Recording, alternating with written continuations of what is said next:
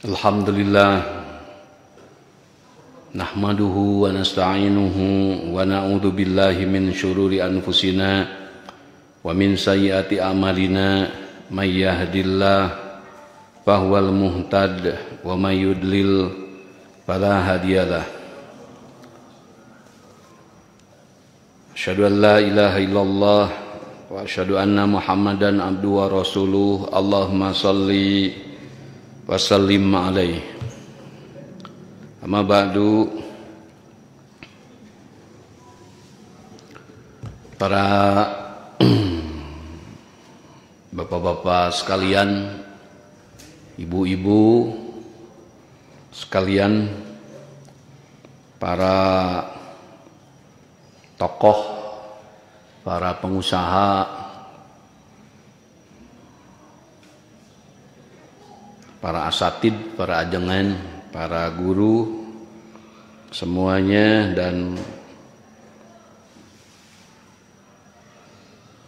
para inohong ya, yang tentu pada hari ini bersama-sama, meskipun jaraknya kita jauh, tetapi kita alhamdulillah dengan adanya IT ini kita semakin dekat ya, kita semakin dekat ya, dan ini tentu sesuatu yang patut disyukuri, apalagi dihubungkan dengan masa wabah ya, masa wabah yang masih belum kelar vaksin ya.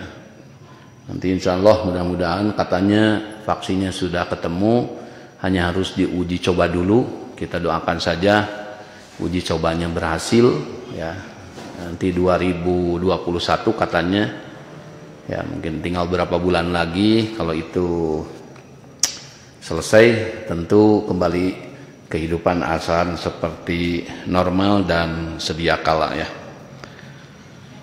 Ya, kita berdoa saja. Dan apa yang dilakukan di sini ya, kita jaga jarak, kita kemudian pakai masker sebagai ikhtiar saja ya, sebagai ikhtiar, sebagai usaha yang harus kita lakukan sebagai manusia.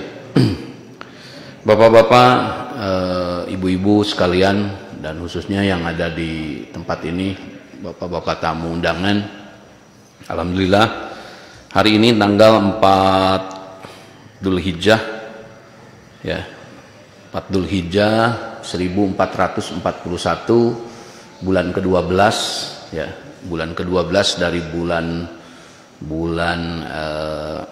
Islam, bulan Hijriah, yang tentu juga bahwa pada bulan ini bertepatan dengan pelaksanaan ibadah haji sekaligus juga Idul Kurban. Karena itu saya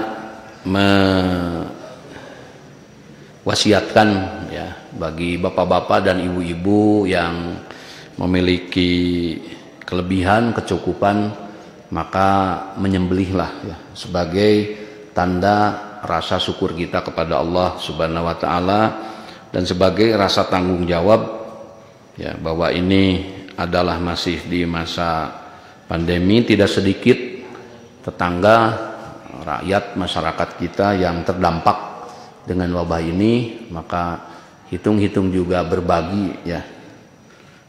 Mudah-mudahan apa yang dikeluarkan oleh kita Allah membalas dengan yang sebaik-baiknya, amin ya rabbal alamin. Bapak-bapak, ibu-ibu sekalian ya, para guru ya, para asatid, dan seluruh yang terlibat di dalam acara ini, terlebih dahulu saya mengucapkan terima kasih yang sebesar-besarnya sudah bersama menopang ya, mendukung, membantu acara ini. Saya yakinkan saya nanti insya Allah di sini tidak akan dagang lembaga ya, bapak-bapak tidak diberati, ibu-ibu tidak dibebani untuk menerima lembaga, karena memang saya tidak akan dagang lembaga, ataupun saya akan dagang pribadi. Ya, satu saat nanti mungkin saya mencalonkan pada 2024, itu catat dan garis bawahi, saya tidak akan melakukan hal itu. Saya mendoakan saja kepada semua yang mencalonkan nanti, ya mudah-mudahan ini sebagai upaya ikhtiar menuju kepada masyarakat yang gemah, ripah, repeh, rapih. Amin ya rabbal alamin, ya. Tetapi apa yang saya bawa dan saya dagangkan di sini adalah program, adalah kebutuhan, ya. Jadi tidak tepat ketika bersama-sama seperti ini, ya. Ini bapak-bapak yang di sini bisa lihat sebelah samping itu di masjid-masjid mereka mengadakan nobar, ya. Tidak tepat saya di sini, gitu. Kalau tadi hanya mendagangkan pribadi dan lembaga, dan tidak tepat saya di sini membahas hal-hal yang berbeda, ya. Jadi kita anggap saja perbedaan itu ada, dan perbedaan itu untuk dihormati saja, ya. Semua orang punya dalilnya masing-masing, tetapi ada hal-hal yang bersama, ya. Ada hal-hal kebutuhan yang kita sama butuh itu. Nah, tentu ini tidak boleh tabu, dan ini harus semua pihak harus membuka diri, karena bagaimanapun ini adalah negara kita, bagaimanapun ini adalah bangsa kita. Maka perlu tadi hal-hal yang dapat mempersamakan kita itu adalah tentu adalah satu, hal-hal yang sudah disepakati mengenai dalam masalah keyakinan, ya. Quran dan Sunnah sesuatu hal yang semua tidak ada yang berbeda.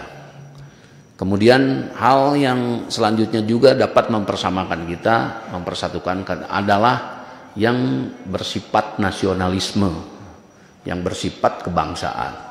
Bahwa Indonesia dengan luas tanah dan lautnya ini diciptakan oleh Allah buat siapa kira-kira? Ya. Indonesia Allah ciptakan, Allah penciptanya. Ya, tanahnya luas, lautnya luas, kira-kira diciptakan buat siapa? Kalau bukan buat bangsa Indonesia, tentu yang merawatnya, ya, tentu yang menjaganya adalah bukan orang di luar orang Indonesia, ya, karena mereka juga punya tempatnya, punya negaranya masing-masing. Yang harus merawatnya adalah kita, ya, adalah kita. Kalau bapak-bapak hari ini melihat ada kejanggalan, ya, ketidaksetujuan, ya, ketidakadilan bahkan, ya, korup bahkan misalkan, tetapi pahamilah bahwa itu semua orang-orang yang misalkan bapak-bapak tidak senangi itu dilahirkan dari rahimnya rakyat, ya, dilahirkan dari rahimnya rakyat. Ada yang tidak adil, misalkan ada yang korup, itu semua dilahirkan dari rakyat. Maka bagaimana ini harus benar-benar kita sebagai rakyat bisa memahami, ya, bisa mawas diri dan menciptakan anak-anak yang soleh, ya. Yang hari ini bapak-bapak tahu, ya, dengan adanya pandemi hari ini sepertinya pembelajaran jarak jauh oleh Menteri Pendidikan ini akan dibikin permanen, ya, dibikin permanen. Jadi tidak ada lagi nanti seorang anak SD, SMP, SMA itu sekolah tiap hari, ya, karena masalahnya ini belum ketemu vaksinnya. Jadi pola pengembangan untuk pembelajaran jarak jauh, nah, ini harus diciptakan, dan ujung-ujungnya nanti orang itu setiap anak belajar di rumahnya masing-masing. Nah, ini menjadi hal yang baru, ya, bagian dari new normal. Karena bapak-bapak juga ibu-ibu harus tahu bahwa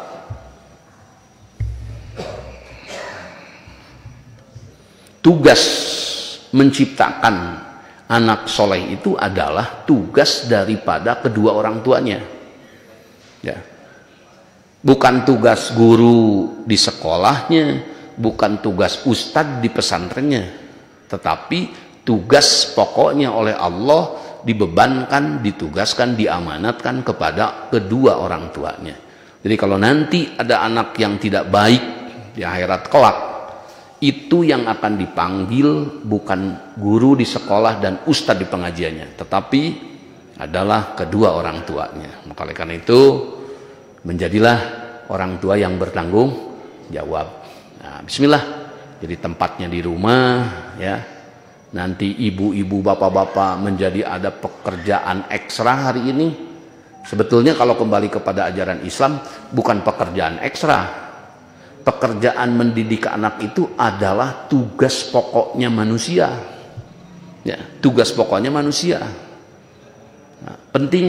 Ya, kalau dulu di zaman Nabi, gurunya anak-anak itu adalah para orang tuanya. Dan guru orang tuanya adalah Nabi. Nabi berfungsi sebagai orang yang membentuk.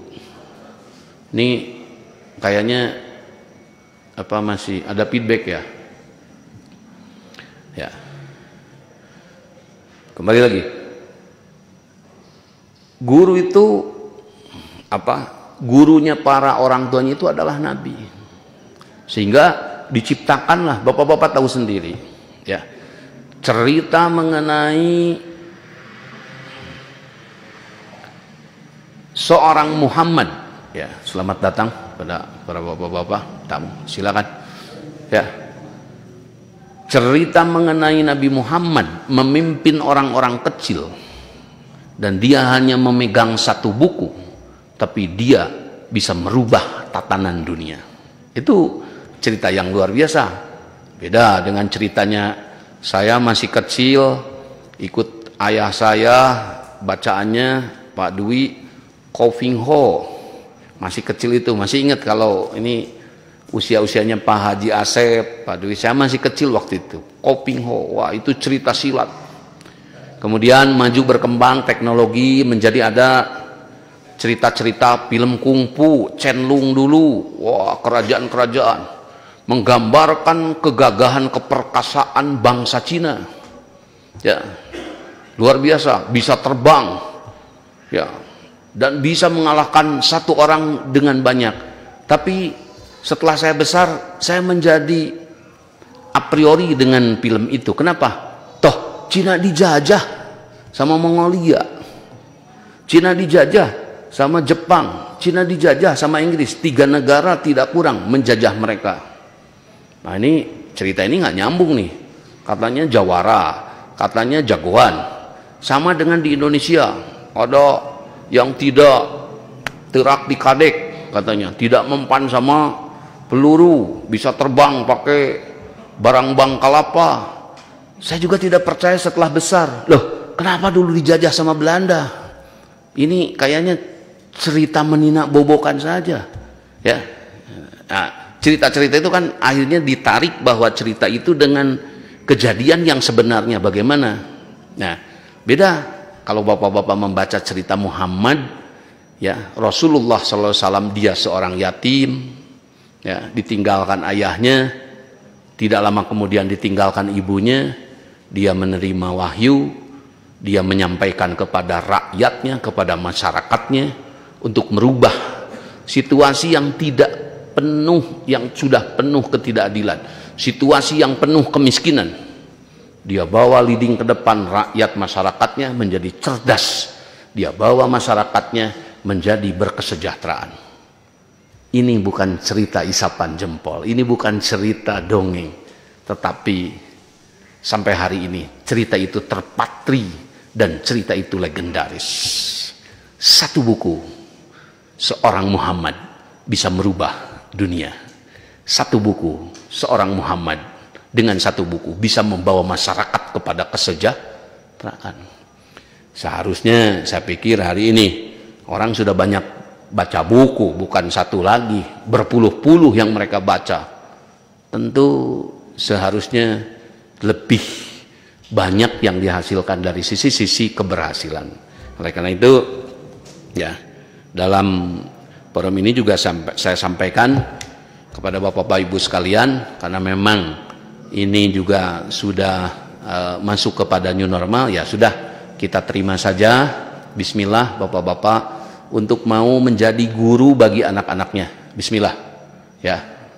Nanti saya kasih tip-tipnya untuk menjadi guru ibu-ibunya. Guru dengan murid itu kan bedanya 1 hari, Pak.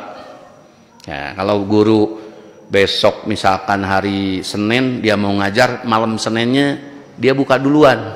Nah, beda 1 hari, 1 malam. Nah, si muridnya dikasih tugas hari Seninnya, berarti dia bacanya hari malam Selasanya. jadi enteng saja ya. Ada bukunya, beda 1 hari aja. Jangan khawatir, jangan takut, ya. Menjadilah guru bagi anak-anaknya. Dan ibu-ibu begini, giliran diterima jadi guru di ASN, kalau dulu PNS, wah seneng bukan main. Padahal mau jadi guru ngajarin anak-anak orang, anak-anak tetangga, ya, hajatan, numpeng lah istilahnya, syukuran lah istilahnya, karena sudah diterima mau mengajar anak orang.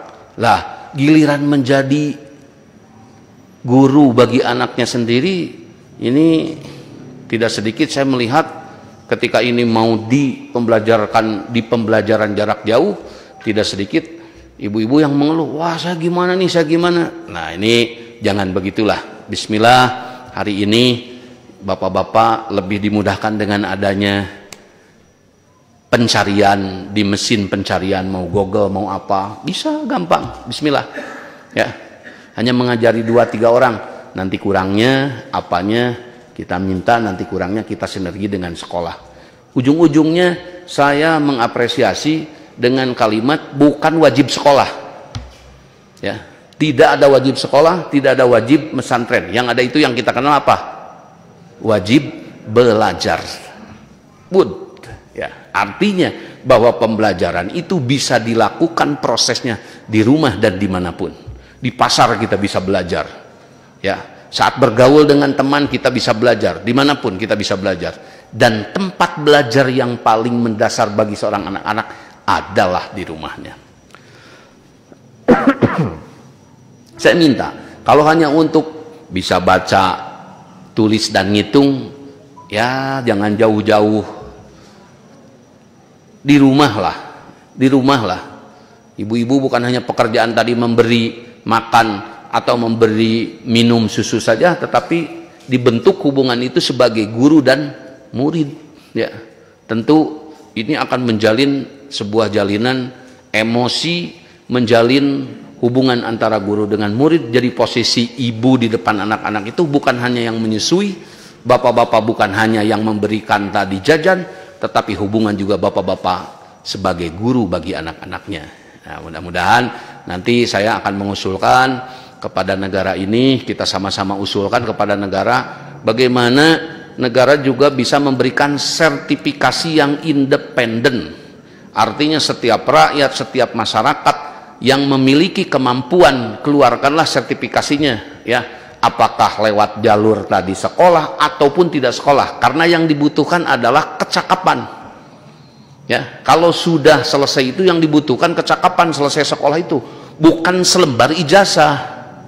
Nanti kalau dimain-mainin selembar ijazah, ini bisa terjadi praktek jual beli ijazah. Padahal yang dibutuhkan adalah kemampuannya, kapabilitasnya. Bagaimana tanah yang luas ini, lautan yang luas ini kita berdayakan sebaik-baiknya. Maka oleh karena itu, ya saya ucapkan terima kasih yang sebesar-besarnya kepada semua pihak yang sudah bersama-sama menopang, mendukung acara ini terselenggara. Sekali lagi, saya di sini tidak dagang pribadi, saya di sini tidak dagang lembaga, tapi yang saya dagangkan adalah kebutuhan program, dan kebutuhan itu adalah kebutuhan. Oke, salah satu contoh apa sisi kebutuhan? Siapa sih yang tidak mau sejahtera? angkat tangannya. Tentu semua orang ingin ini, ya. Habis waktu siangnya, habis waktu malamnya, mengejar apa? Mengejar sejahtera, ya. Tidak ada orang yang mau dilahirkan secara miskin. Kalaulah kita bisa memilih, tentu kita tidak memilih dari orang miskin sebagai ayah kita, sebagai ibu kita. Kita akan memilih, tapi sayang tidak bisa memilih, ya. Tetapi kebutuhan itu meskipun dilahirkan dari orang miskin tetap seperti gini, seperti kita semakin sakit kita butuh apa? Sehat.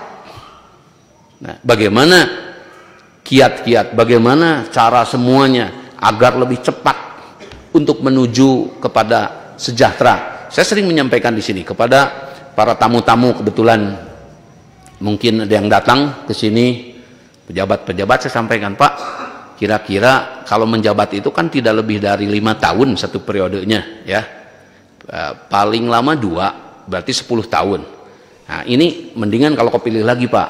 Kalau tidak kepilih lagi 5 tahun hitungannya, apa program Bapak yang paling cepat untuk mempercepat kesejahteraan rakyat?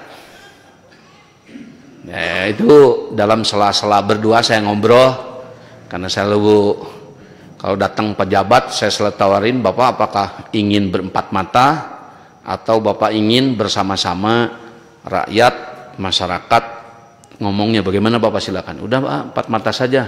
Nah, saya sering sampaikan apa kira-kira yang mempercepat, ya. Waktu juga sampaikan ke Bapak Kepala KSP, saya bilang, Pak, sampaikan kalau ingin mempercepat kesejahteraan rakyat 2 saja saya sampaikan. Bebaskan teknologi pertanian, perikanan dan peternakan bea masuknya. Bebaskan teknologi dari luar untuk peralatan peternakan, pertanian dan perikanan. Karena kita lautnya besar, tanahnya besar, hanya kita sudah susah cari orang mencangkul di kampung hari ini. Lebih baik jadi ojol, ya, ojek online. Lebih baik ngojek. Kenapa? Karena berat mencangkul dengan cangkul itu bukan main, bayaran juga berapa, kulit juga hitam legam, ya, kalori yang keluarnya besar. Nah, insya Allah, Pak, kalau ini dilakukan, saya nanti akan membantu mendorong rakyat masyarakatnya. Ayo kita bayar bersama-sama pajaknya, bahwa ini adalah negara kita. Tetapi untuk mempercepat itu satu-satunya. Ada yang cerita, wah ini semua bikin dagang satu kampung. Dulu di programnya zamannya PNPM, ya, satu kampung semua dibikin tukang dagang. Alhamdulillah Pak, tidak ada yang beli satupun. Kenapa? Semua orang tukang dagang. Ya, betul kata Al-Quran. Ya, ya, monggo. Inna sa'yakum lasatta, bahwa usaha kalian itu tidak akan sama, berbeda-beda. Kenapa Allah ciptakan demikian? Ada yang jadi militer, ada yang jadi polisi, ada yang jadi tukang dagang, ya, ada yang jadi pengusaha, ada yang jadi pekerja. Kenapa harus berbeda-beda? Karena bayangkan kalau semuanya menjadi satu warna, semua jadi pengusaha, lah siapa yang mau belinya? Semua menjadi pekerja, siapa yang mau bayarnya? Ya, pekerja juga dibayar sama pengusaha. Semua jadi guru, siapa yang mau jadi muridnya? Kalau semua menjadi guru, akhirnya ya hidup itu adalah mengambil peran. Nah, maka karena itu kenapa saya di sini ucapan terima kasih. Mudah-mudahan saya mengusung program masjid itu adalah tempat bersamanya seluruh rakyat Indonesia.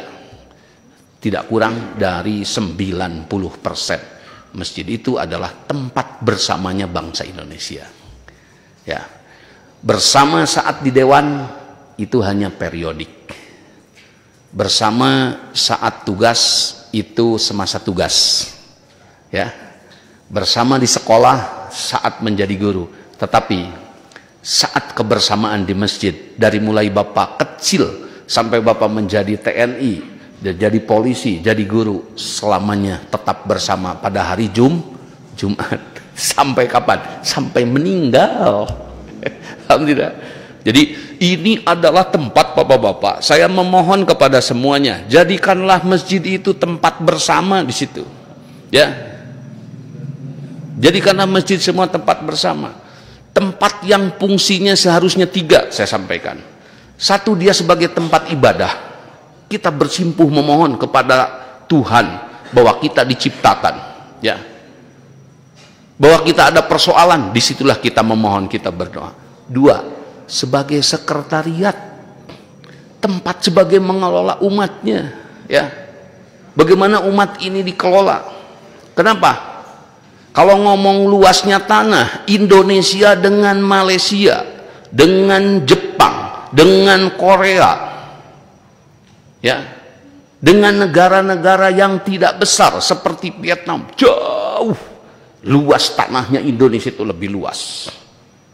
Kalau ngomong baharinya, lautnya, Indonesia itu paling luas di antara yang memiliki laut. Bayangkan antara Pulau Jawa dengan Kalimantan, itu adalah lautnya Indonesia dan itu teritorialnya. Beda dengan sekarang laut Cina, ya, yang diklaim oleh China. Tidak bisa. Kalau itu bayangkan diklaim oleh Cina semuanya, nanti bagaimana pengiriman barang akan terganggu. Tapi Indonesia luar biasa. Antara pulau Kalimantan dengan Sulawesi pun itu adalah menjadi teritorialnya. Tetapi keluasan ini, daratnya, lautnya tidak menjamin penduduknya sejahtera, menandingi orang Malaysia dan menandingi orang Jepang. Padahal mereka tanahnya tidak begitu banyak, lautnya tidak begitu banyak. Tapi kalau bapak-bapak berangkat ke Bandung, ke kota-kota yang didagangkan sushi ikan mentah itu, semua produknya orang-orang di sana. Mereka cukup kreatif. Ikan mentahnya mereka makan. Ya. Orang Indonesia paling yang dimakan apa? Ikan asin. Bayangkan oleh bapak-bapak. Kalau ikan sama asin, banyak asinnya, banyak ikannya. Nah ini. Kan ini menyedihkan, Pak. Ya. Kita lapar, kita miskin di atas kekayaan yang begitu banyaknya. Ya, maka oleh karena itu tentu yang mahal bukan wilayahnya kalau begitu. Ya, bukan tanahnya yang mahal, bukan lautnya yang mahal, tetapi sumber daya manusianya. Nah ini bagaimana saya minta masjid ini, ibu-ibu, bapak-bapak sekalian, kita jadikan sebagai tempat menciptakan sumber daya. Ya, tempat menciptakan sumber daya. Karena di masjid ini semua bisa bersama. Ya, saya sampaikan sekali lagi, di komunitas, ya, di Facebook, ya, di WhatsApp, tidak bisa bareng bersama-sama. Contoh, orang yang hobinya burung, tentu dia akan berkumpul dengan hobinya yang sama. Pasti itu, pasti itu. Orang yang hobinya sepak bola, tentu dia akan berkumpul pada ruang yang sama. Tidak mau orang yang hobi burung kemudian bersatu dengan yang hobinya ular. Kenapa? Karena itu akan mengganggu keselamatan sang burung. Karena ular makanannya, di antara makanannya adalah burung. Tetapi bayangkan bapak-bapak, di masjid sebuah tempat, di situ majikan bisa hadir, di situ pekerjanya bisa hadir, di situ sopirnya bisa hadir, di situ direkturnya bisa hadir, di situ pejabatnya bisa hadir, di situ rakyatnya bisa hadir. Kesenayan tidak boleh setiap rakyat, meskipun ia itu adalah Dewan Perwakilan Rakyat, kemudian rakyat masuk ke situ semua, tidak boleh. Nanti ditanya, apa tujuannya? Istana, meskipun adalah itu dipilih oleh rakyat, tetap saja segmentatif. Artinya segmentatif apa? Khusus untuk orang-orang yang terpilih yang boleh tinggal di istana. Tidak mentang-mentang di sini Bapak Lurah, Wana Mekar, kemudian sama-sama pejabat mau nginap di sana, tidak bisa, Pak. Tidak bisa. Tetapi setiap orang, presiden, rakyat, masuk ke masjid tanpa protokoler pun bisa. Ini adalah tempat yang harus kita syukuri. Jadi kalau ingin menciptakan persatuan, kedamaian, maka jadikanlah masjid sebagai tempat mempersatukan umat. Hanya bagaimana kita bisa bersatu. kalau kita membahas perbedaan. Jadi kalau mau bersatu, jangan membahas perbedaan. Perbedaan hanya untuk dihargai saja. Ayo, monggo. Perbedaan hanya untuk dihargai saja. Silakan. Ya, sampai saya mengatakan kemarin, ini masalahnya ada yang berbeda-beda lah. Nggak apa-apa orang berbeda, barangnya juga belum ada. Ya, biasanya perbedaan itu akan hilang kalau barangnya sudah wujud. Ya, katakanlah orang memahami Islam berbeda-beda, nggak apa-apa. Orang juga barangnya belum wujud. Ya, belum wujud apanya? Wujud persatuannya. Ya, pantas saja berbeda-beda.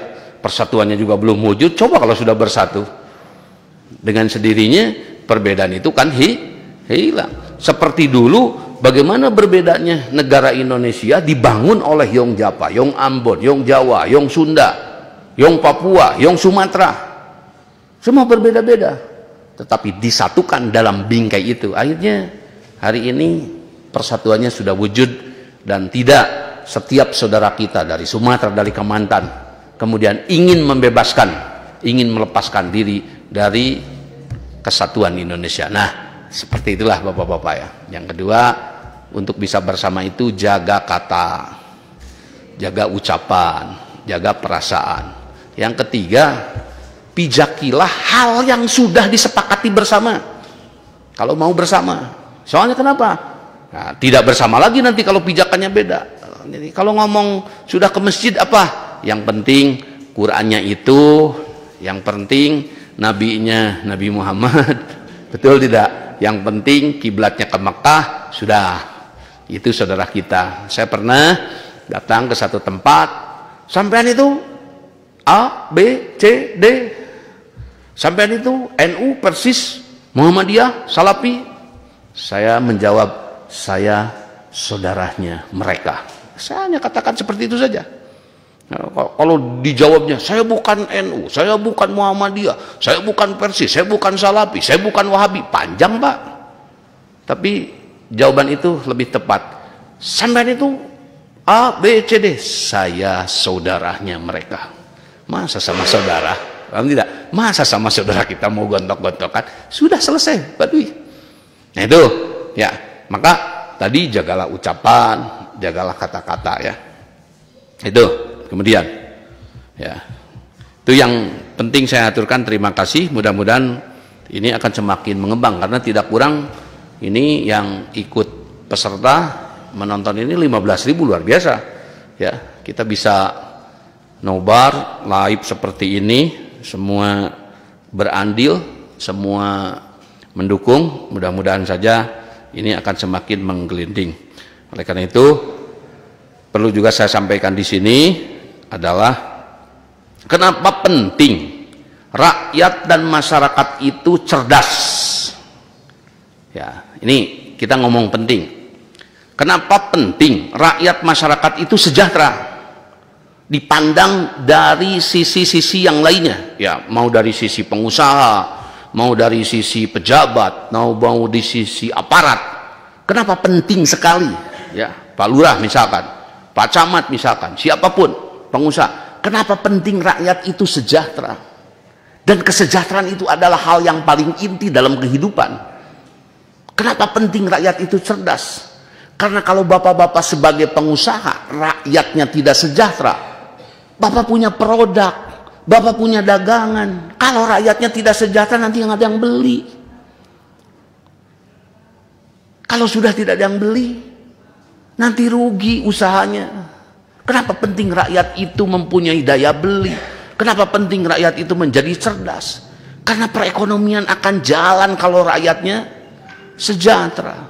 Dan kenapa penting rakyat itu menjadi cerdas? Bapak-bapak mau punya istri, punya anak perempuan, kemudian kerja. Karena dia tidak cerdas, menjadi TKI, menjadi TKW. Saat menjadi TKI, di awak kapal, kerja di Cina, ngambil ikannya di tempat kita, lautnya laut kita, dibunuhnya, disiksanya, akibat tidak cerdas. Coba kalau cerdas, kenapa dia tidak yang memiliki kapalnya? Kenapa dia yang tidak mengambil ikannya? Malah dia kerja di tempat orang dan mencuri ikan kita, dan dia disiksa oleh majikannya. Sedih sebetulnya, Pak. Kenapa penting kecerdasan itu? Kenapa ada wajib belajar itu? Untuk memberantas kebodohan. Tidak boleh ada yang bodoh rakyat masyarakat ini. Bapak mau karena kurang cerdasnya suaminya, bapak punya menantu, istrinya diberangkatkan kerja menjadi TKW ke Hong Kong, kerja menjadi, padahal kurang bagaimana alamnya, kurang bagaimana lautnya. Karena bodoh dan tidak mengerti lemahnya sumber daya, tidak bisa memanfaatkan yang Allah berikan. Tanahnya yang Allah berikan, lautnya semahal-mahalnya yang diberikan oleh Allah adalah tanah dan lautan. Karena ada beberapa negara yang tidak Allah berikanlah laut. Indonesia itu luar biasa. Nah, oleh karena itu tentu sebesar-besarnya harus ada rasa optimis, semangat ya. Meskipun hari ini kita belum menjadi sejahtera, meskipun hari ini kita masih bodoh, tapi bismillah. Namanya hidup adalah tempat kita usaha. Namanya hidup adalah tempat kita ikhtiar. Paling tidak anak kita ke depan, paling tidak cucu kita ke depan. Saya masih ingat dulu ayah saya ya, biasa-biasa saja dari sisi kehidupan, tapi beliau tidak pernah miskin ide, beliau tidak pernah miskin keyakinan. Karena bahaya, Pak ya, sudah miskin ide, miskin ilmu, miskin kecerdasan, miskin keyakinan, miskin harta lagi. Ini bahaya lah ya. Karena yang mahal itu adalah tadi bagaimana semua orang menjadi cerdas. Kenapa penting tadi kecerdasan? Maka oleh karena itu saya mohon dukungan dari semua pihak. Proses ini adalah untuk mencerdaskan, proses ini adalah untuk mensejahterakan. Jadi program masjid itu 3, 1 sebagai tempat ibadah, 2 sebagai tempat pengelolaan, 3 sebagai pelayanan umat ya. Jadi orang ke masjid itu sholat, cari duit,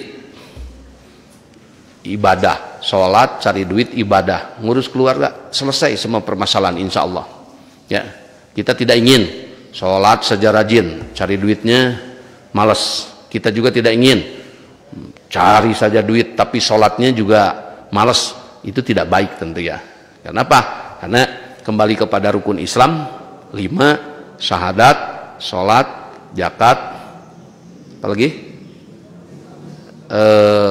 saum, ibadah, haji. Bohong ya, yang mengaku muslim tetapi tidak meyakini Allah dan Rasulnya, dibuktikan asyhadu an la ilaha illallah wa asyhadu anna muhammadar rasulullah. Bohong yang sudah syahadat tidak sholat. Apa sholat artinya?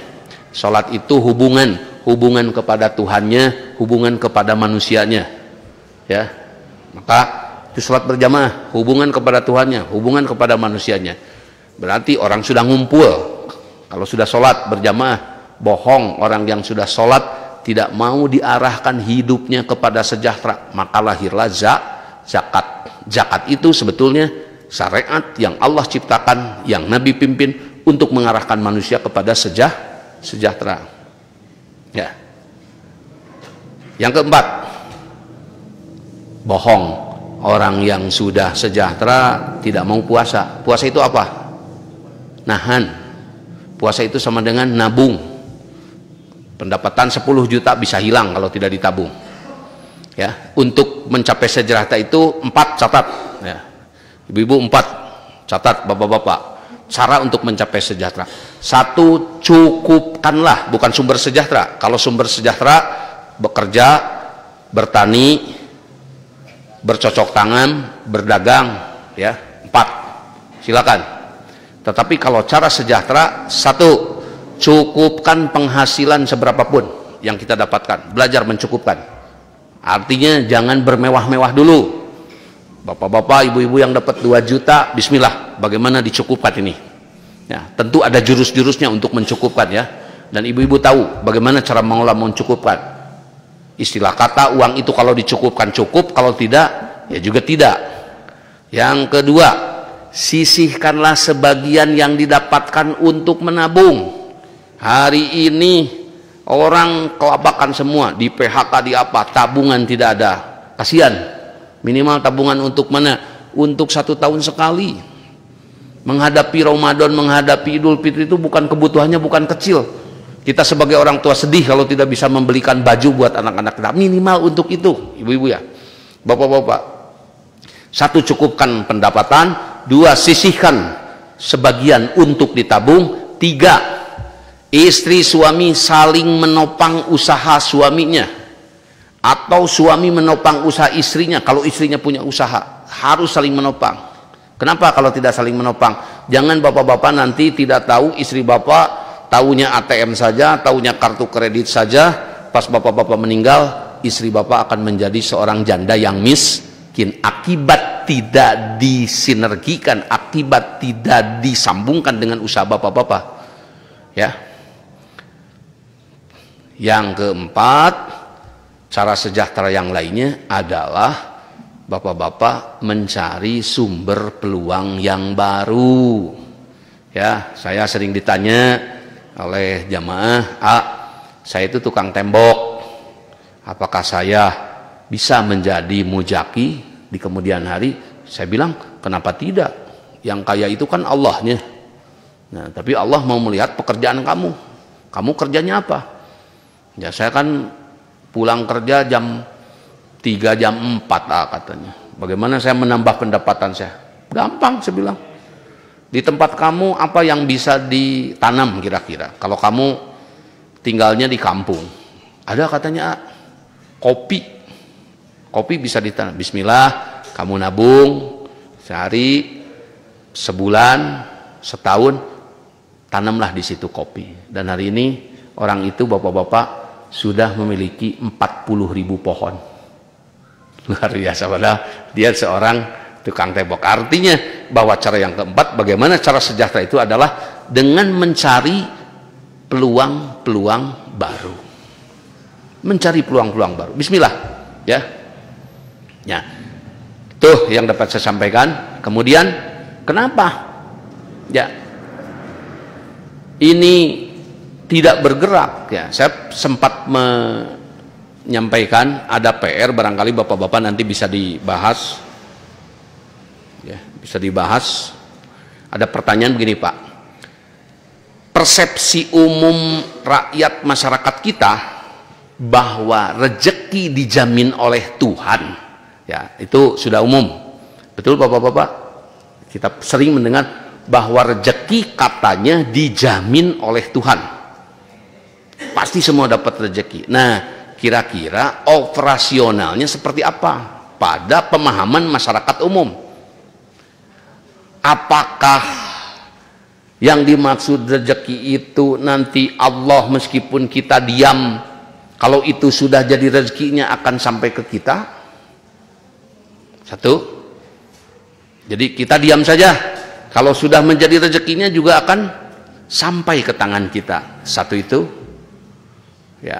Yang kedua, ataukah yang dimaksud dijamin rezeki oleh Allah itu adalah dengan kita mau berusaha? Kalau kita mau berusaha, kecil ataupun besar, Allah akan memberikan rezekinya. Ya. Nah, itu kira-kira bapak-bapak di pemahaman masyarakat yang umum itu lebih berat kemana? Apakah rezeki itu seperti itu, nanti Allah yang mengantarkannya? Sehingga kita nggak usah bekerja lah. Nah, ini bahaya kalau tidak usah bekerja. Artinya kalau demikian Allah yang mengantarkannya, Allah menjadi pembantu kita. Loh, nanti tolong tanemin jagung nih. Kalau sudah masak nanti digorengin ya, dibikin popcorn, dibikin jagung bakar. Waduh, kalau begitu Allah itu menjadi pembantu. Sekarang begini, bapak punya anak, anak bapak itu dijamin oleh bapak, ya, sebagai ayah, oleh ibunya sebagai mamahnya. Sudah nak, kamu saya jamin makannya, apanya, sekolahnya. Tapi baik tidak? Anaknya menganggap karena dijamin kemudian ibunya dibikin jadi pembantu. Tentu tidak baik. Ya, tentu tidak baik. Kita akan marah. Ayahmu ini bukan pembantu. Ibumu ini bukan pembantu. Ayahmu itu adalah orang yang kasih sayang. orang yang menyayangimu, orang yang bertanggung jawab. Tidak baik kamu membuat saya menjadi pembantu, karena tidak kurang anak yang suka membuat menjadi ibunya sebagai pembantu. Na'udzubillahi min dalik. Itu tidak barokah hidupnya, ya. Maka oleh karena itu, pemahaman rizki dijamin oleh Tuhan itu adalah satu, rizki itu dibagi dua. Ada yang tidak perlu dikasab, tidak perlu Bapak mengkasab, duduk saja sudah dapat rezeki. Apa? Oksigen. Betul tidak? Duduk saja, Bapak tidak usah bergerak. Oksigen itu ciptaan siapa? Allah. Itu tidak perlu dikasab, ya, tidak perlu. Tetapi kalau terjadi sesuatu penyakit paru-paru, nah di situ bapak-bapak baru berangkat ke rumah sakit. Kenapa orang pakai selang? Dia butuh oksigen dan tahu tidak harganya. Satu tabung berapa? Wah, dia ini harus beli oksigen nih. Berarti bapak-bapak berapa puluh kubik, berapa ratus kubik yang sudah bapak lahap oksigen itu. Ya, satu, dua, matahari. Penting dihidupkan seperti lampu tidak? Nggak usah. Setiap hari juga nanti kebagian. Mau yang suka sholatnya, mau yang tidak suka sholatnya, tetap kebagian matahari itu. Ya, itu tidak perlu dikasab. Nah, kalau mau padi, mau jagung, mau uang, mau ayam, itu harus di apa? Dikasab. Tidak bisa itu. Paham tidak? Nah, jadi ya, hal-hal yang sebetulnya harus dikasab, kemudian kita tidak mengkasabnya, itu menjadi salah kaprah. Nah, ini awal kemiskinan. Karena kemiskinan itu saya bagi tiga melihat Al-Quran. Satu, kemiskinan keterbatasan. Ya, seorang yang difabel putus tangannya misalkan, satu atau dua-duanya, ya menjadi susah kan Pak. Itu kemiskinan keterbatasan. Dua, kemiskinan musibah. Tanahnya luas dari ayahnya, tetapi tidak satu pohon pun yang dia tanam di situ, dan dia miskin. Tanahnya luas dari ayahnya malah dijual. Nah, kemudian dia jadi miskin. Itu namanya miskin musibah. Yang ketiga, miskin adab. Nah, ternyata ada miskin yang bersifat adab. Coba bapak-bapak nanti ibu-ibu lihat di surat yang kedua, surat Al-Qalam. Ya, seorang ashabul jannah, pemilik kebun, karena dia tamak dengan hasil panennya dan tidak mau berbagi kepada rakyat masyarakatnya yang miskin, akhirnya Allah hancurkan tanamannya menjadi tidak sesuai dengan harapan, alias hangus, alias gagal. Ya, nah itu kata Allah, kadzalikal adab wal adabul akhirati akbar. Itu kemiskinan adab. Nah, oke.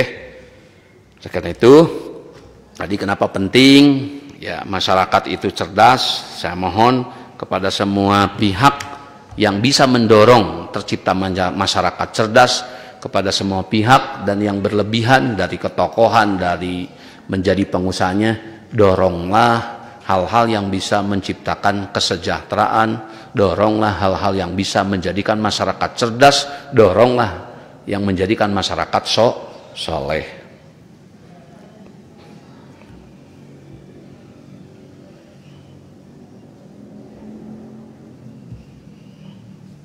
Nah, masuk kepada surat ini, surat yang ketujuh ya. Saya ralat kemarin, ibu-ibu saya menyampaikan, bapak-bapak, bahwa surat Al-A'la itu adalah surat yang ke-6. Ya, itu tidak tepat alias salah. Yang seharusnya surat Al-A'la ini adalah surat ke-7. Saya sampaikan, Al-Quran ini adalah isinya 114 surat. Ya, 114 surat, tidak banyak Pak, tidak banyak. Kemudian ya, yang pertama sekali diturunkan adalah surat Al-Alaq. Di sini saya menawarkan untuk mempelajarinya dari tertib nuzul surat. Kenapa? Dari situ kita akan melihat bagaimana ayat apa yang pertama turun kepada Nabi, ayat apa yang oleh Nabi dan para sahabatnya dikerjakan secara program. Karena kalau bukan tidak boleh mempelajari dari surat Al-Fatihah kemudian Al-Baqarah, tidak apa-apa, itu sudah umum ya. Tapi ini ingin napak tilas sekaligus mempelajarinya. Karena kalau baca surat Al-Baqarah seperti Bapak-bapak Ibu ketahui, belum apa-apa waqatilul musyrikina. Waduh, ada perintah perang nih. Belum apa-apa. Ini ceritanya apa, kronologinya bagaimana? Ujug-ujug ada perintah perang. Tentu itu harus dipahami ya dari sejarahnya ya, dari sejarahnya kenapa ada perintah seperti itu. Jadi setiap ayat Al-Qur'an tidak bisa dikutip begitu saja kemudian dipakai dalil ya untuk melegalisasi, untuk menyatakan kebenaran hari ini, jangan. Ya, ini banyak kaum muslimin itu, bukan kita saja ya, bukan dia saja, banyak yang membaca Al-Qur'an. Maka oleh karena itu ini Allah sampaikan di surat Yusuf, wa ma tas'alukum alaihi min ajrin in huwa illa dzikrul lil alamin. Jadi sifat Al-Qur'an ini adalah sebagai bahan buku pelajaran bagi siapapun yang mau. Satu buku saja, tidak banyak Bapak-bapak. Satu buku saja. Ya, pelajari dari surat Al-Alaqnya ya. Al-Alaq, Al-Qalam. Nah, nanti Bapak-bapak akan tahu, silakan terjemahnya sekarang sudah lebih canggih lagi. Terjemah satu ayat sudah banyak dijual, terjemah per lapan pun sudah banyak. Iqra, baca bismi rabbika, dengan menyebut nama Tuhanmu. Itu banyak sekali Bapak-bapak. Nah, dibaca. Nah, bagaimana mudah-mudahan ya dengan membaca tadi sedikit-sedikit ya, bagi bapak-bapak yang tidak usah belajar bahasa Arab dulu. Nanti repot kalau bapak-bapak yang sudah tua, tidak punya waktu sedikit lagi, kemudian belajar bahasa Arab, nanti malah tambah pekerjaan. Ya, langsung saja ambil Al-Qur'annya, buka, ya, buka, lihat artinya. Oh, ini surat yang pertama ya, isinya suruh belajar. Oh, surat yang kedua, surat yang ketiga, oh suruh bangun malam. Oh, di surat yang ketiga saja sudah ada perintah berzakat ya. Berarti Nabi dan para sahabat oleh Nabi diarahkan untuk kepada hidup sejahtera. Oh ya, ada di sini ya. Nah, itu Bapak-bapak yang ingin saya tawarkan ya. Dan ini adalah tidak ada perbedaan, semua sama mengenai masalah Al-Qur'an. Nah, sampailah pada surat yang ketujuh ini, kata Allah, Muhammad, sucikanlah nama Tuhanmu yang maha tinggi, yang maha luhur. Nah, Nabi Muhammad disuruh mensucikan. Kalau disuruh mensucikan, padanan mensucikan itu membersihkan, Pak.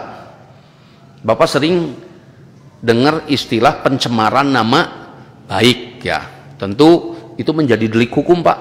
Jadi kalau Bapak Ibu nanti dicemarkan nama baiknya oleh seorang, boleh mengadu ke kepolisian ya. Pasal berapa saya tidak tahu. Pokoknya itu delik hukumnya ada. Nah, ini Allah tercemar nama baiknya, dan Nabi ditugasi untuk membersihkan nama baik Allah. Nah, bagaimana nih pemahaman kita? Loh, bagaimana Allah bisa tercemar? Kalau ada orang yang begini saja, Pak. Kalau ada orang yang mengatakan, ya Allah, aku itu sholat suka, aku itu meskipun tidak sering, ya Allah, aku itu berbagi suka, kenapa anakku kau ambil? Jadi Allah disalahkan atas anaknya yang meninggal. Jadi Allah itu disangkanya apa? Kejem. Allah itu disangkanya tidak baik karena anaknya diambil. Kenapa mereka orang-orang kufur? Kenapa mereka orang-orang yang tidak beriman? Engkau biarkan anak-anaknya hidup sementara anakku. Nah, itu bentuk-bentuk apa tadi? Memahami Allah tidak baik. Paham tidak?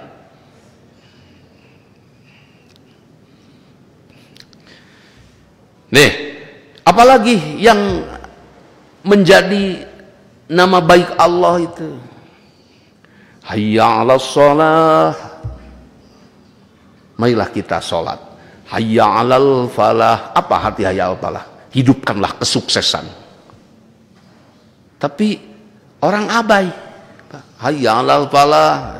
Nah, abainya di sini difaktori oleh tadi apa? Ketidaktahuan, difaktori oleh ketidakmengertian. Diajak untuk menghidupkan kesuksesan, dia tidak mau.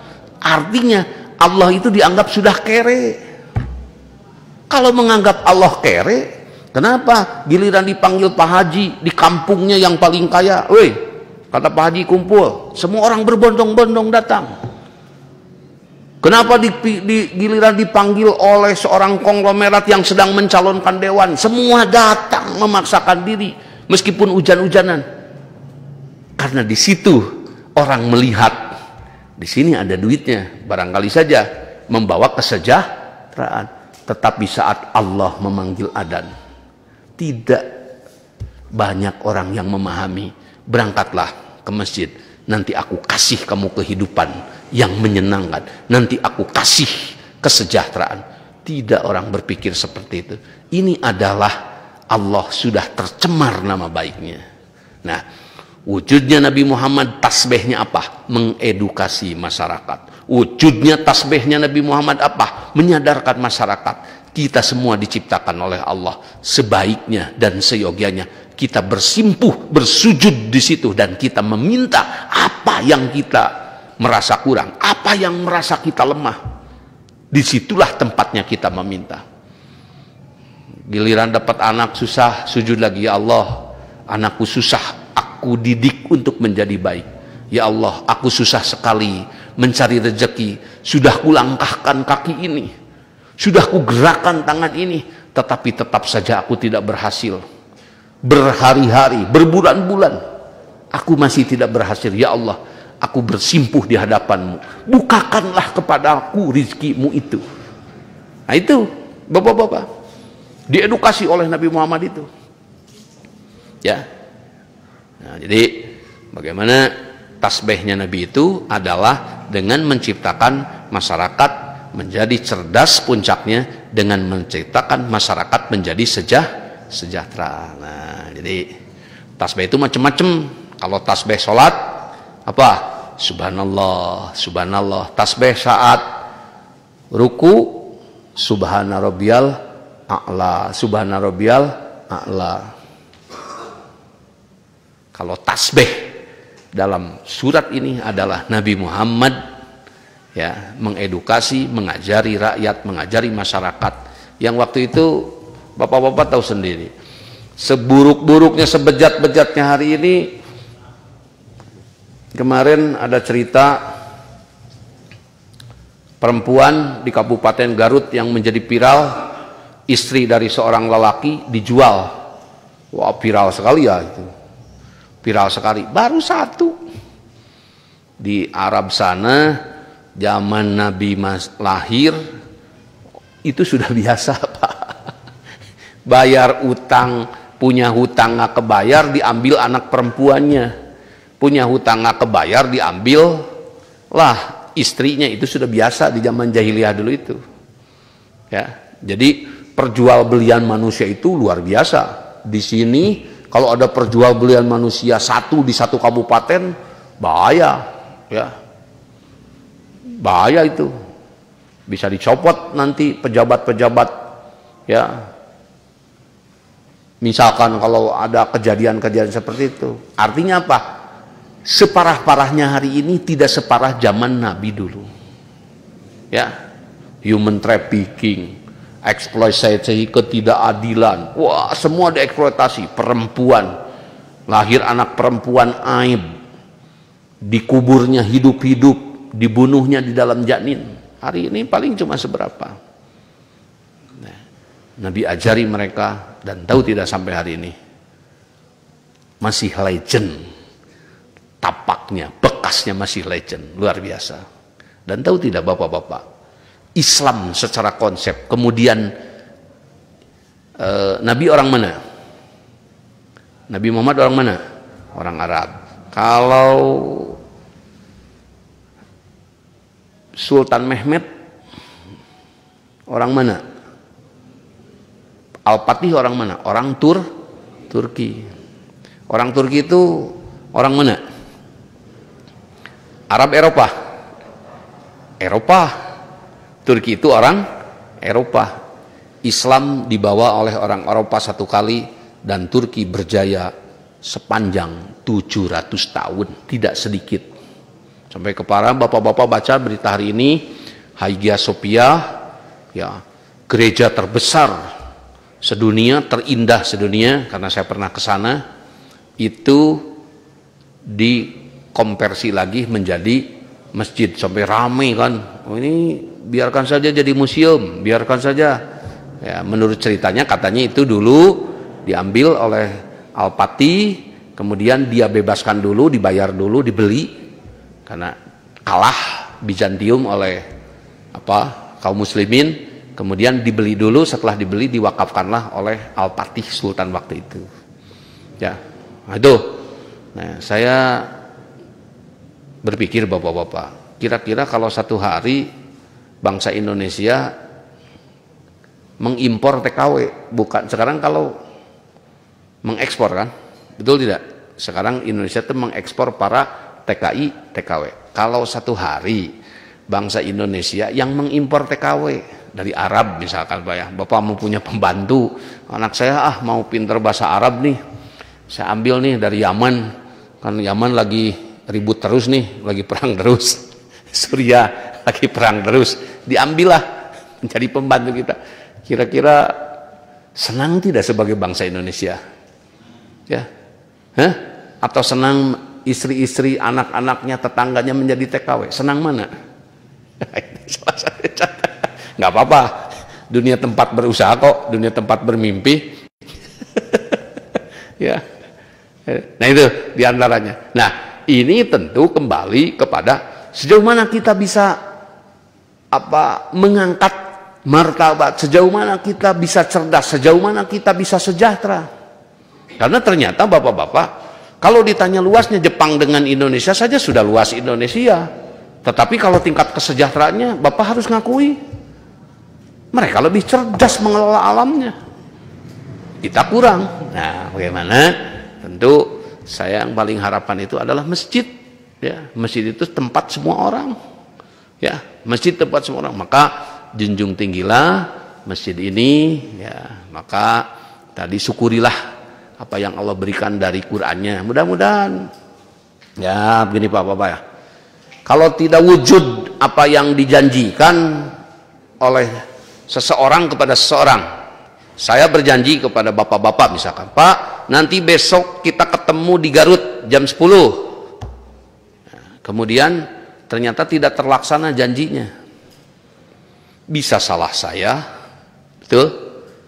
Karena saya lupa, bisa salah bapak-bapak atau bapak-bapak lupa, bisa salah keduanya. Kemana nih? Saudara sudah saya janji, saudara nggak ada nih. Waduh, saya lupa. Waduh, saya orang tua saya meninggal. Itu nggak wujud, banyak persoalan. Tetapi kalau Allah memberi janji kepada makhluknya, kalau kamu A, B, C, D, nanti aku kasih kehidupan yang baik. Nah, kalau tidak wujud yang dijanjikannya, kira-kira Allah pelupa tidak ya? Satu itu. Wah, jangan-jangan Allah ngibulin kita nih. Kalau makhluk bisa aja kita dikibulin, dikadalin. Ya, sialan aku dikadalin. Kalau Allah kan tentu. Buat apa sih Allah? Allah suruh zakat, suruh infak. Duitnya disetor ke siapa? Ada disetor ke dia, lewat mana? Zakat infak kembali lagi untuk manusianya. Tidak sedikit pun beliau Allah menerima sepeser pun. Dan kalau mau diantarkan, siapa yang bisa nganterinya? Mau ke langit, nganterinya kemana? Kalau Allah itu ada di langit, paham tidak? Jadi apa ruginya sebetulnya bapak-bapak? Ya, apa ruginya? Kita semua sudah toh menjadi orang-orang yang beriman. Siapa yang menciptakan bumi? Allah. Siapa yang menciptakan langit? Allah. Bumi milik siapa? Milik Allah. Langit milik siapa? Nah, duit di saku bapak milik siapa? Nah, harus cepat menjawabnya. Jangan giliran duit. Oh, kalau duit punya saya, seharusnya menjawabnya begini, jangankan duitnya, saya yang pegang duitnya pun milik Allah. Kalau saya dicabut hari ini nyawanya oleh Allah, bisa apa? Apalagi duit saya. Tidak. Nah itu sebuah pengakuan yang tulus. Dan kembali lagi bahwa tadi Nabi Muhammad tasbihnya beliau adalah dengan mengedukasi masyarakat. Maka oleh karena itu, siapa Allah itu? Alladzi khalaqa, dialah sang penciptanya. Ya.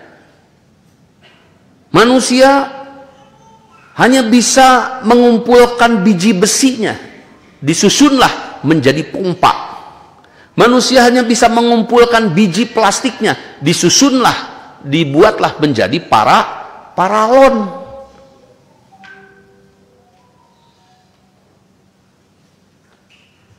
Airnya yang di dalam tanah, apakah manusia yang menciptakannya? Bisa itu bikin pompanya, tidak bisa bikin bubuk besinya. Tidak ada manusia yang menciptakan bubuk besi. Bisa itu bikin paralonnya, tidak ada orang yang bisa membuat biji plastiknya. Allah lah yang menciptakannya. Ayo, maka saya di sini masjid, bapak-bapak, airnya besar, sudah saya bilang wakafkan saja karena air itu tidak beli. Saya bilang wakafkan bagi tetangga masyarakat yang kurang, silakan. Air itu saya nggak beli, yang beli itu saya pompa, dan yang bayar itu saya listrik. Kalau airnya nggak beli. Sudahlah, silakan nikmati bersama saja, insya Allah barokah. Gitu. Nah itu, ya, alladzi khalaqa fasawwa. Ya, jadi Allah itu, ya, kenapa pantas mendapatkan keluhuran? Kenapa pantas mendapatkan kehormatan? Karena memang sekali lagi dialah sang pemiliknya, dialah sang segalanya. Walladzi qaddara fahada. Walladzi akhrajal mar'a faja'alahu gusaan ahwa. Sanukruka fala tansa. Nah ini ya, wa nuyassiruka illa masyaallah innahu ya'lamul jahra wa ma yakhfa wa nuyassiruka lisra. Ini yang mau saya garis bawahi, ayat yang ke-8. Muhammad, kami akan memudahkan kepadamu ke jalan yang mudah. Nah ini pertanyaan, ada orang yang Allah mudahkan ke jalan yang sulit. Mencuri, sulit. Menjadi koruptor, sulit. Males, sulit. Ya, bahaya kalau kita dimudahkan, kalau kita mudah ke hal-hal tersebut. Tapi kalau dagang kita sulit, bekerja kita sulit, menabung kita sulit, belajar kita sulit, kita mau jadi apa? Paham tidak? Bayangkan. Jadi Al-Quran ini akan menciptakan tadi kemudahan yang dibawa oleh Nabi. Ya, hasilnya seperti itu, bapak-bapak. Ya tentu ini tidak sehari ini banyak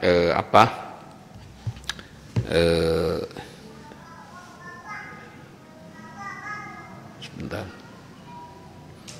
Banyak waktu yang tersisa. Ya mudah-mudahan karena Allah akan menghargai sehari pun, sejam pun kita merubah kepada kebaikan. Ya saya pernah membuat judul ya di sini, berubah atau menunggu perubahan. Karena kalau menunggu sampai kapan? Ya, tetapi kalau berubah berawallah dari pribadi. Insya Allah bapak-bapak, dari mulai kita, keluarga kita, tetangga kita, rakyat kita, dan saya hari ini sampaikan ya, majelis ini 10 tahun saya pimpin, alhamdulillah sudah bisa mulai berbagi, ya sudah mulai berbagi. Artinya saya semakin yakin bahwa betul yang mahal itu manusianya, ya betul yang mahal itu manusianya, bukan harta bendanya. Bagaimana menciptakan manusia-manusianya unggul, bagaimana bisa menciptakan manusia-manusianya bisa mengelola. Bismillah. Ya, Pak Lurah, saya membina orang dari mulai pakai sendal jepit, hari ini zakatnya sudah 50 juta 1 tahun. Ini luar biasa. Saya kasih spirit, kayak kasih semangat. Bismillah. Dan hari ini saya memohon seluruh yang dibina, dilatih itu untuk berbagi kepada rakyat, kepada masyarakat. Jadi hari ini bapak-bapak yang hadir di sini tidak melihat jamaah kecuali kru saja, saya suruh berbagilah kepada rakyat, kepada umat. Ya, Alhamdulillah tidak kurang seperti Bapak-bapak saksikan ini ya, lebih dari 60 masjid, 15.000 orang bersama-sama ya dalam satu makom, bersama-sama dalam forum ini. Untuk selanjutnya silakan pertanyaan. Ya. Kita 30 menit lagi. Berapa menit lagi nih? 18 menit lah. Cukup. Ayo, pertanyaan silakan. Ini pakai Zoom ya? Oh tidak? Tidak pakai Zoom. Belum matching Zoom-nya. Tapi gambar tetap ini harus dihadirkan. Saya mau menyapa yang dari Bandung dulu loh. Yang dari Suci ada tidak? Masjid Suci. Suci apa itu tadi? Ada tidak? Masjid Suci, Jalan Suci, Bandung. Atau Masjid Al-Jihad deh, yang di Bandung Kulon. Masjid Al-Jihad.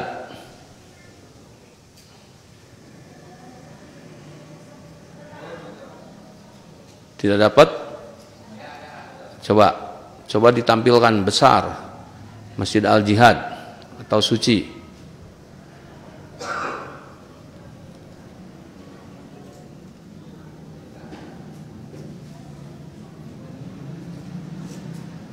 Masih susah? Oke. Atau minta Masjid Salakurai yang 1.000 orang itu mana?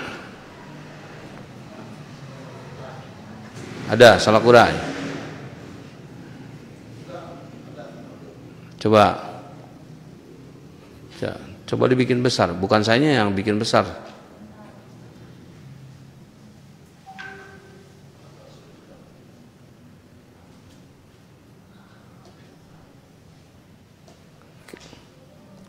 Ya, Assalamualaikum. Halo bapak-bapak yang ibu-ibu yang di Salakurai. Ya. Lihatin ke bapak-bapak ibu-ibunya.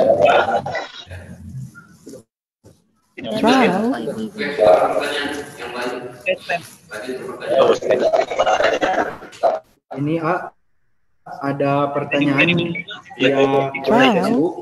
dari Apar Suparman di Desa Jaya Bakti, Kecamatan Banjarwangi. Mau tanya, apakah Allah menciptakan manusia lalu Allah menyempurnakannya, sedangkan ya, artinya menyempurnakan di sini secara fisik. Kalau tadi banyak kekurangannya, yaitu kan masalah perekonomian, masalah pendidikan, yaitu yang nanti Allah menurunkan Nabi itu untuk menyempurnakan kekurangan-kekurangan tersebut. Tapi kalau secara fisik Allah ciptakan sempurna. Sama saja orang yang dilahirkan di kampung dengan orang yang dilahirkan di kota ya.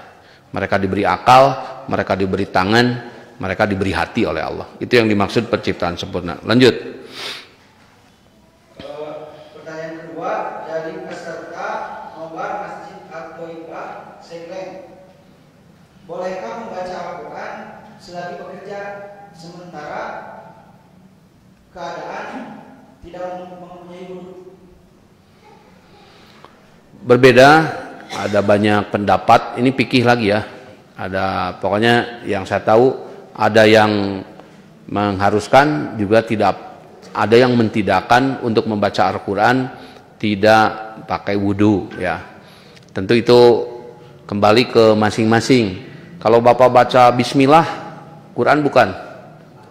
Quran. Bapak baca Alhamdulillah, Quran. Kadang-kadang Bapak juga tidak berwudu kan? Alhamdulillah, damang. Padahal Alhamdulillah itu Quran gitu. Ya, itu. Jadi ya itulah. Ya, terus lanjut. Selanjutnya dari Apa, Den?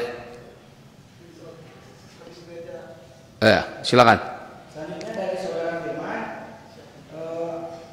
saya mau bertanya, kira-kira usaha apa yang cocok untuk anak sekolah di tengah masa pandemi ini? Apa? Usaha yang cocok untuk anak sekolah di masa pandemi ini. Usaha yang cocok untuk anak sekolah. Maksudnya gimana ya? Maksudnya belajar. Usaha yang cocok anaknya suruh usaha gitu. Mencari usaha sampingan mungkin. Tapi kan hubungannya dengan anak sekolah. Dia nanya, usaha apa? Saya karena anak sekolahnya libur, maksudnya gitu. Dia tukang dagang maksudnya. Mungkin itu ya. Terus pas. Lanjut.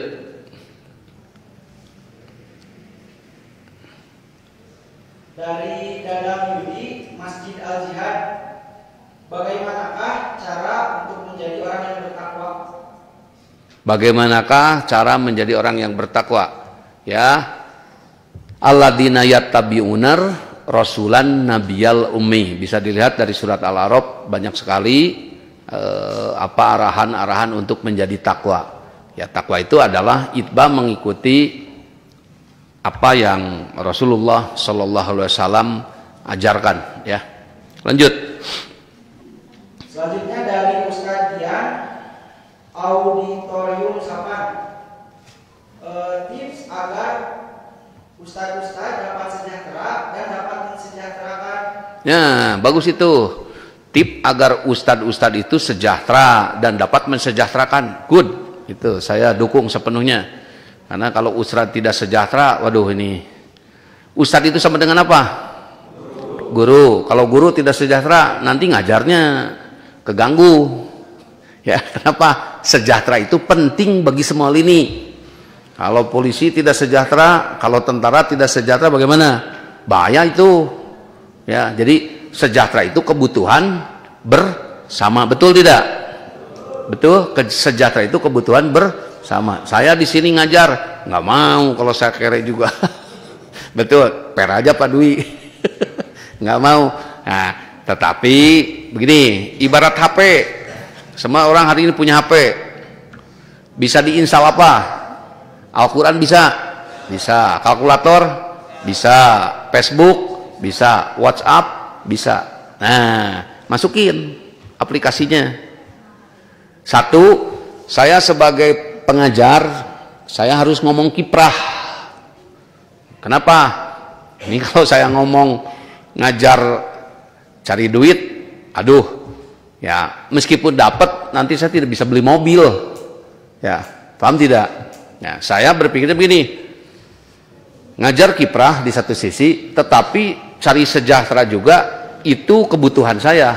Nah, saya bisa membagi dua pekerjaan saya. Saat saya sedang mengajar, saya harus ikhlas tulus, dan saya juga mencari usaha. Usaha itu bisa langsung, bisa tidak langsung. Hari ini alhamdulillah, ya saya termasuk orang yang bisa berbagi. Saya orang yang berzakat. Kalau saya diundang ke suatu tempat, maulidan atau syukuran apa, saya tidak mengambil operasionalnya, amplopnya, saya kasih ke ustadz setempat. Pak Ustadz, buat Pak Ustadz amplopnya, malah saya alhamdulillah dijadikan oleh Allah orang yang bisa berbagi. Nah, itu diantaranya. Jadi tipnya ada ngajar, Pak Ustadz, tidak selamanya ngajar, sisakanlah sedikit waktu untuk menanam, sisakanlah sedikit waktu untuk berdagang atau bekerja sama dengan orang. Saya sekarang hari ini tidak usaha, bekerja sama dengan orang. Saya punya modal, ini usahanya, silakan. Nanti hasilnya bagi-bagi. Itu sama saja. Yang penting kebutuhan kita adalah sejahtera. Mau ustadz, mau polisi, mau guru, mau tentara, mau tukang dagang, mau rakyat, mau pejabat, yang penting semua sejahtera. Dalam kelasnya masing-masing, ya, dalam ruang lingkupnya masing-masing. Oke, lanjut. Bagus tadi. Dialog meeting.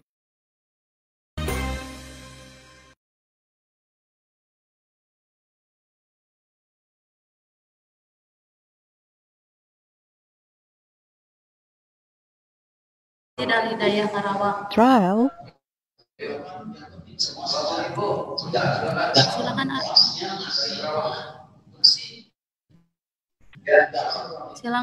Silakan, A. Bicara, A. Trial. Assalamualaikum warahmatullahi wabarakatuh. Perkenalkan, saya Aris Fauji dari Karawang, dari Masjid Al-Hidayah.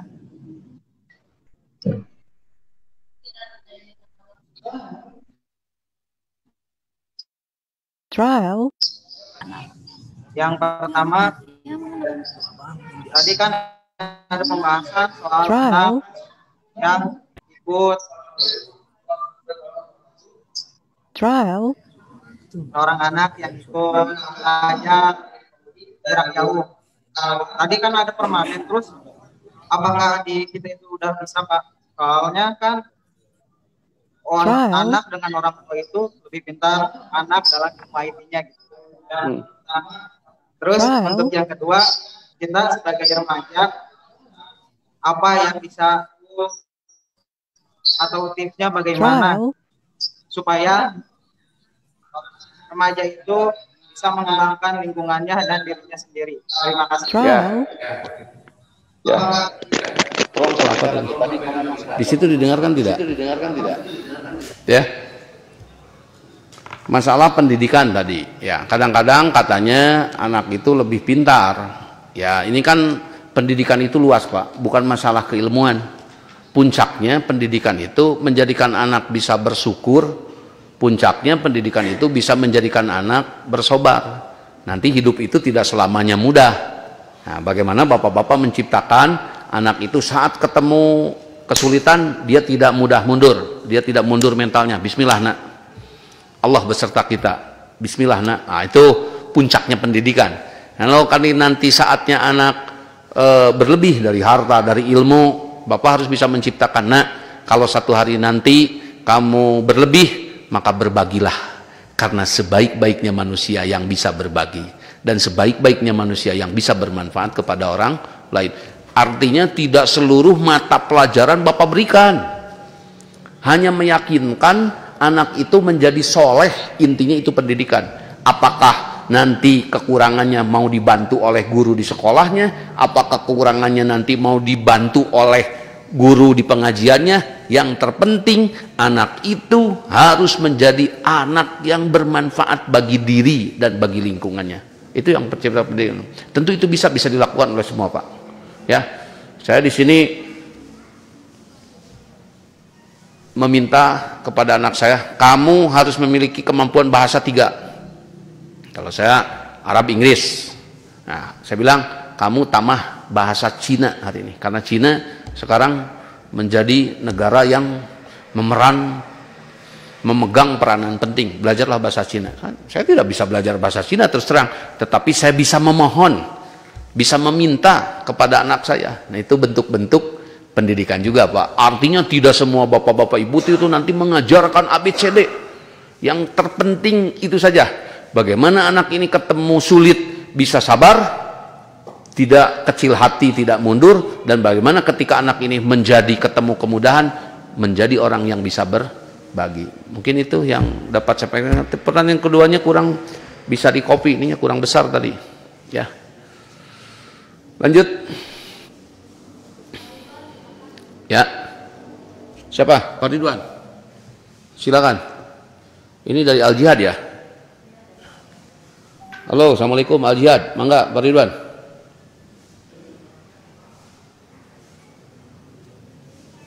Halo. Halo. Halo. Halo. Silakan. Susah. Trial.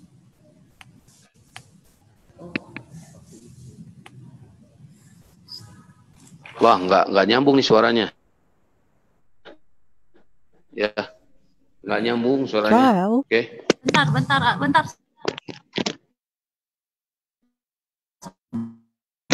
Halo. Ayo, mangga. Halo. Ya. Halo. Silakan. Waalaikumsalam. Trial. Nggak nyambung ya? Pak Ridwan pakai headsetnya, Pak Ridwan. Oke lah. Trial. Ya.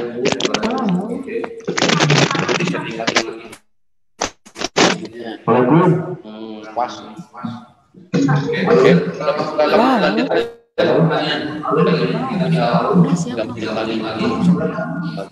Lagi. Tips agar menjadi pemuda yang sejahtera. Tips agar menjadi pemuda yang wah hebat itu pertanyaannya. 1, sumber sejahtera dulu ya. Sumber sejahtera itu bisa menanam, ya, bisa berternak. Oke, ini supaya lebih ini. Jangan kau pikir aja jadi supir ojol, supir ojek. Banyak bisa menanam, bisa berternak, bisa berdagang, bisa bekerja di tempat orang. Bisa juga digabung. Bisa 2 sumber, menanam pohon kelapa iya, menanam pohon kapol iya. Ya. Bisa menanam iya, berdagang iya, bisa berternak iya. Pokoknya seluruh sumber galilah potensi hari ini. Dagang online saja menghasilkan, ya. Dagang online saja menghasilkan. Itu banyak sekali. Ya, cilok saja sudah dijual online itu sekarang itu. Luar biasa kecepatan.